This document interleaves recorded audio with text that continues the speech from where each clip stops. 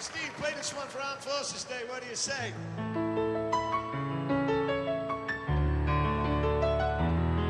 I am Steve Nieve. I'm a pianist who's best known, I suppose, for the work that I've done with Elvis Costello. Don't start me talking, I could talk all night. I developed a sort of non-fear of just playing whatever came into my head rather than a sort of classical way. I went to the Royal College of Music, but after the first year I was searching for to join a rock band, and I found one, and it just turned out that it was one of the best ones ever in the world. So you can't tell what the future is going to bring. I mean, you just sort of follow your intuition, really. There was a time I guess in the 80s where I was living in London. We worked with Clive Langer, which made it possible to meet a lot of different people. I mean, he produced Morrissey. The other thing that really helped was working on Jonathan Ross's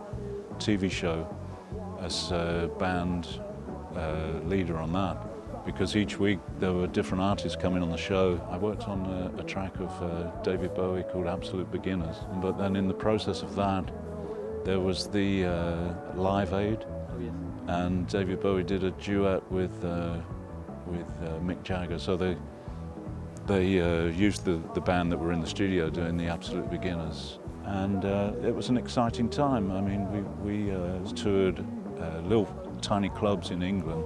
After that, we started taking aeroplanes and going to America and things like that. And it went by in a sort of wave of euphoria. I think there was a lot of vodka involved at the time. They wanted to give this award to Elvis Costello and the Attractions. In order to achieve this moment, we all had to get back together again. I'd been working on a piece that is called Welcome to the Voice. It was like a kind of theatrical musical experience. When we did that Rock and Roll Hall of Fame, our table was right next door to Sting's table. It became the opportunity to talk to him about our project. I have managed to do a few solo projects. That's an album called Windows that I produced. Everywhere I went with Elvis on tour, I recorded some sounds and then to improvise music that fitted with that or didn't. The first album I ever made, of course, is on vinyl. The two of the greatest photographers in the world, David Bailey on one side, quite stark and horrible, and my friend Brian Griffin on the other side, so that was rather nice.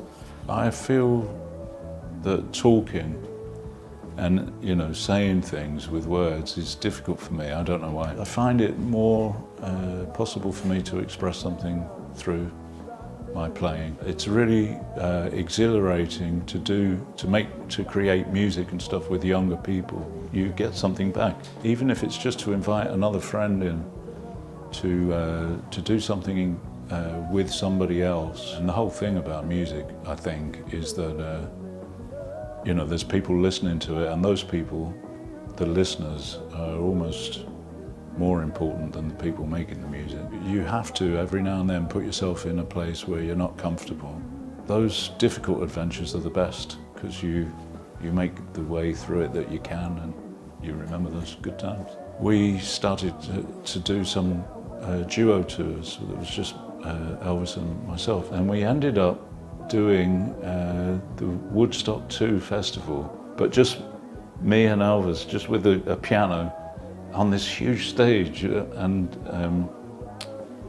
a huge crowd of people. I think the first thing that's important to say is that I don't look at my path through the thing as the ideal path at all. When you are a sidesman, which is what I think I am really, to a major artist, your own thing that you want to do has to be always second place, so it's difficult to move forward with it. When do you decide to take that leap and do your thing?